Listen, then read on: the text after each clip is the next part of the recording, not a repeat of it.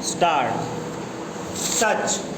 being the position and in the absence of any allegation of the misrepresentation of fraud made by the appellant cannot be permitted to raise the allegation of misrepresentation of fraud for the first time in this court.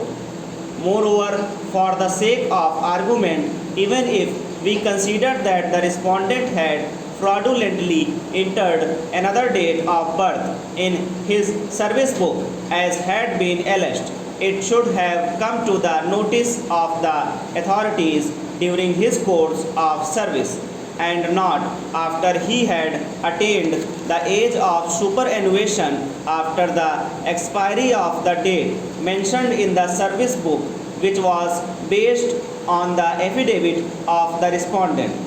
To the contrary, none of the officials responsible had noticed this during his service period, even during his time of promotions when the service book was required to be inspected by the officials. Therefore, it clearly points out to the gross negligence and lapse on the part of the authorities concerned, and in our view, the respondent cannot be held responsible to work beyond his date of birth as mentioned in the matriculation certificate when admittedly in the service book after affidavit.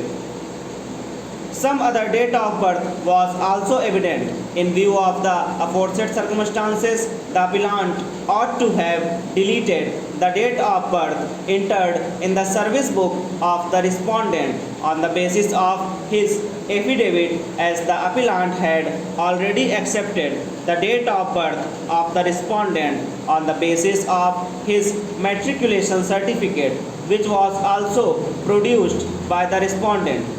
The appellant alleged that the respondent had entered a second date of birth in his service book at a later period of time. The respondent vehemently negated this contention, stating that two dates of birth were entered simultaneously in his service book by the department officials. It is not needed for this court to verify the veracity of the statements made by the parties. If at all the respondent entered, the concerned should have detected it, and there should have been a detailed inquiry to determine whether the respondent was responsible for the same.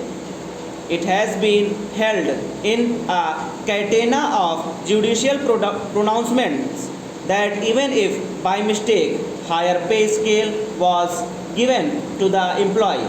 without there being misrepresentation or fraud, no recovery can be effected from the retirement dues in the monetary benefit available to the employee. This court, in the case of Kailash Singh versus the state of Bihar and others, held that recovery sought to be made from the salary of the employees on the ground of alleged overstay in service on the basis of age assessed or considered, despite the fact that the employee has worked during the period of alleged overstay could not be made. As noted herein earlier, in the service book of the respondent, two dates of birth have been mentioned, which is not permissible. It cannot be convicted of that the authorities could not examine the possibility of two dates of birth to be entered in the service book of the respondent. They ought to have deleted the initial date of birth based on the matriculation certificate if the appellants were of the view that the affidavit sworn by the respondent was correct and the date of birth appearing in the matriculation certificate must be found to be incorrect. It is needless to say that the affidavit sworn by the respondent must be on the basis of documents produced by the respondent to show that the date of birth entered in the service book initially was incorrect. Instead, the appellant had not issued any notice of retirement of the respondent on 28 February 2002, which was the date of retirement of the respondent on his attaining superannuation, that is, on the basis of the date of birth shown in the matriculation certificate. Stop.